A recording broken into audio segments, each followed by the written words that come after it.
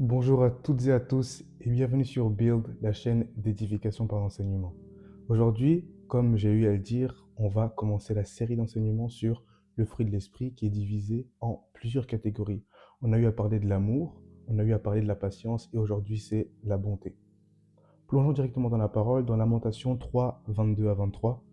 Les bontés de l'Éternel ne sont pas épuisées, ses compassions ne sont pas à leur terme. Elles se renouvellent chaque matin. Oh, que ta fidélité est grande. Vous savez, dans la Bible, c'est important de faire attention au parallélisme, aux mêmes mots qui sont utilisés dans différents contextes, dans différents passages bibliques. On va voir ça. Romains 12, 2. Ne vous conformez pas au siècle présent, mais soyez transformés par le renouvellement de l'intelligence, afin que vous discerniez quelle est la volonté de Dieu, ce qui est bon, agréable et parfait. Dans ces deux passages-là, on parle de renouvellement. Dans le premier, on dit que les bontés de Dieu et ses compassions se renouvellent chaque matin. Dans le deuxième, on nous dit qu'on ne doit pas se conformer au siècle présent, mais qu'il faut qu'on soit transformé par le renouvellement de l'intelligence. Le fait qu'on parle dans ces deux passages de renouvellement n'est pas anodin. Dans le premier, la Bible nous dit que les bontés se renouvellent chaque matin et les compassions. Dans le deuxième, c'est l'intelligence qui se renouvelle. Le parallélisme qui est fait ici, c'est qu'en fait, dans les deux cas, il y a un renouvellement. Dans le premier cas, c'est Dieu qui renouvelle. Dans le deuxième cas, c'est nous qui renouvelons. Quand Dieu renouvelle quelque chose, il renouvelle ses bontés. Quand nous devons renouveler quelque chose, nous renouvelons notre intelligence grâce au Saint-Esprit.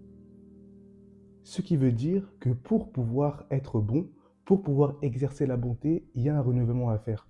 Le renouvellement à faire pour Dieu, c'est simplement de renouveler ses bontés parce qu'il est bon, c'est dans sa nature. Mais nous, comme on n'a pas cette nature-là d'être bon, on est mauvais, on est cassé, on est dysfonctionnel par définition, grâce au Saint-Esprit, c'est notre intelligence qu'on renouvelle.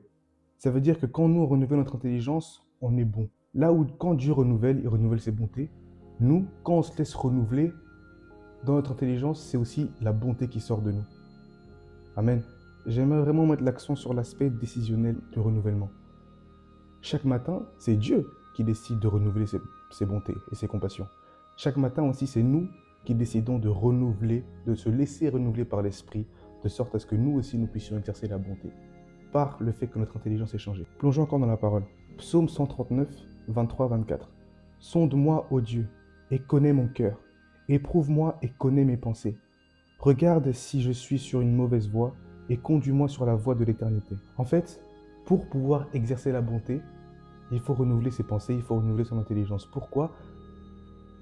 Le verset dit, ne vous conformez pas au siècle présent, mais soyez renouvelés. En fait, ce que la parole nous fait comprendre ici, c'est que pour pouvoir exercer la bonté, il faut qu'on arrête de penser comme le monde. Qu'est-ce que la bonté? Psaume 103. L'Éternel est miséricordieux et compatissant, lent à la colère et riche en bonté. Il ne conteste pas sans cesse, il ne garde pas sa colère à toujours, il ne nous traite pas selon nos péchés, il ne nous punit pas selon nos iniquités. Mais autant les cieux sont élevés au-dessus de la terre, autant sa bonté est grande pour ceux qui le craignent.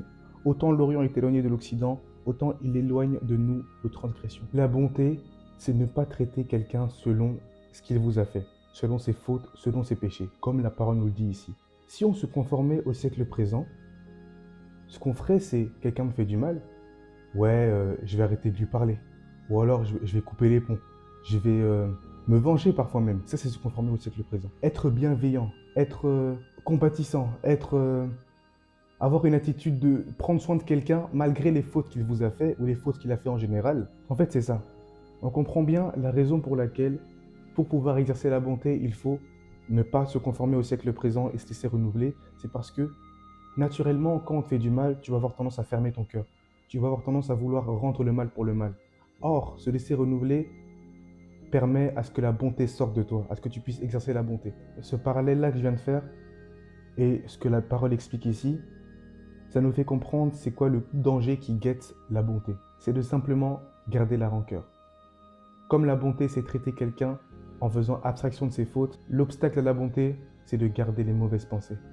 C'est de penser comme quand on était dans le monde. C'est de garder cet état d'esprit, c'est de ne pas se laisser renouveler par l'esprit dans nos pensées et de continuer à garder la rancœur et de continuer à vouloir la vengeance. Vous imaginez si Dieu se comportait comme ça? Cherchons à nous laisser renouveler dans notre intelligence de sorte à ce que nous puissions exercer la bonté que Dieu exerce envers nous. Comme la parole le dit, pardonne-moi mes péchés comme moi je pardonne à ceux qui m'ont fait du mal. Essayez de regarder sa vie, regarder ses expériences avec le prisme que Dieu a envers nous, ça nous rend humbles. Vous imaginiez si Dieu nous traitait comme nous traitons ceux qui nous font du mal, ou ceux qui nous ont fait du mal, parce que parfois ça peut dater, mais tu continues à garder la rancœur, tu continues à ne pas te laisser renouveler dans ton intelligence par le Saint-Esprit. Parce que je tiens encore à préciser que c'est le Saint-Esprit qui fait ça. De nous-mêmes, on est incapable. Il faut vraiment compter sur les forces de Dieu pour y arriver. Ça me fait penser à ce passage où un serviteur qui devait de l'argent à son maître, et ce maître-là a eu compassion en fait de ce serviteur-là. Il l'a laissé partir. Il devait lui remettre de l'argent, mais il a eu compassion de lui. Et après, quand ce même serviteur-là était un créancier en fait, quelqu'un lui devait de l'argent aussi à ce serviteur, le même serviteur-là n'a pas eu compassion. Le même serviteur-là n'a pas été aussi compatissant que son maître. Et alors quand son maître l'a appris, il l'a maudit. On doit apprendre à traiter, à être des imitateurs de Dieu.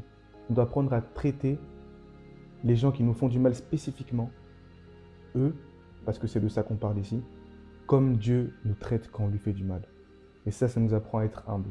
Ne vous y méprenez pas. La bonté, c'est très différent d'être gentil. La bonté est inconditionnelle. La bonté ne regarde pas aux actions réciproques. La bonté ne fait rien en attendant en retour, mais surtout, la bonté ne fait rien en regardant à ce qui a été fait. Amen. D'où le fait que je mette l'accent sur vraiment chercher la bonté de Dieu, sur vraiment compter sur le Saint-Esprit pour pouvoir exercer la bonté. Parce que de nous-mêmes, c'est impossible. Il faut se laisser renouveler dans son intelligence. Il faut savoir aussi identifier bonté et gentillesse. La gentillesse est limitée dans ce qu'elle peut faire. La gentillesse est limitée aux affinités. Elle est limitée à sa propre capacité à donner. Vous voyez? Limitée à sa propre capacité à être gentil sans forcément recevoir en retour. Or, la bonté ne l'est pas. Comme la bonté tire sa source d'une source inépuisable qui est le Saint-Esprit, d'une source intarissable qui est le Saint-Esprit, tu peux être bon envers qui que ce soit, envers tout le monde sans jamais t'épuiser. Puiser dans l'esprit pour pouvoir exercer les fruits de l'esprit nous permet de pouvoir, ne pas nous fatiguer, mais de nous reposer sur le Saint-Esprit pour pouvoir faire toutes ces choses à travers nous. Si toi, tu t'exerces à être gentil par toi, par tes propres forces, si tu t'exerces à pardonner par tes propres forces, si tu t'exerces à essayer de ressembler à Christ par tes propres forces, tu n'y arriveras pas. Tu vas t'épuiser, tu vas tomber, tu vas rater. Par contre, si tu comptes sur la force du Saint-Esprit, si tu comptes sur la force du Saint-Esprit qui te donne la capacité d'être bon, d'être dans l'amour, d'être dans la patience, ainsi tu vas te reposer sur les forces de l'Esprit et toi-même tu seras plus épuisé en fait. Apprenons à compter sur le Saint-Esprit, à le laisser prendre toute la place de sorte à ce que le fruit de l'Esprit parle pour nous, fasse pour nous, donne pour nous, pardonne pour nous, soit bon pour nous. Amen. Il n'est jamais été question que tu fasses les choses seul. Tu as besoin de compter sur les forces de l'Esprit. Même la parole le dit. Si quelqu'un parle, qu'il le fasse comme annonçant des oracles. Si quelqu'un remplit un ministère, qu'il le fasse selon la force que Dieu donne. Selon la force que Dieu donne. Afin qu'en toute chose, Jésus-Christ soit glorifié. Fais-le selon la force que Dieu donne. Et la force que Dieu donne, c'est le Saint-Esprit. Une puissance descendra sur vous et vous serez mes témoins dans la Samarie, dans la Judée et dans toutes les extrémités de la terre. Comptez sur le Saint-Esprit de Dieu. Amen. J'ai vraiment ça à cœur, de compter sur le Saint-Esprit. Les prochaines prédications, les prochains enseignements seront vraiment guidés, basés sur le fruit de l'Esprit. Et ce n'est pas anodin. J'ai vraiment besoin que vous compreniez qu'il faut que nous appuyions, qu'il faut que nous cherchions à puiser dans la source du Saint-Esprit. On va prier dans ce sens-là. Grand Dieu, je te bénis pour cette parole. Éternel, je te remercie parce qu'encore une fois, Yahweh, tu nous as parlé, tu nous as fait du bien par ta parole. Jésus-Christ, je te prie, je te demande, Père, de nous aider à pouvoir lean on you, Jesus, à pouvoir vraiment compter sur le Saint-Esprit, puiser dans cette source intarissable, de sorte, Père, à ce que tout ce que nous fassions soit, Jésus-Christ, l'action du Saint-Esprit à travers nous.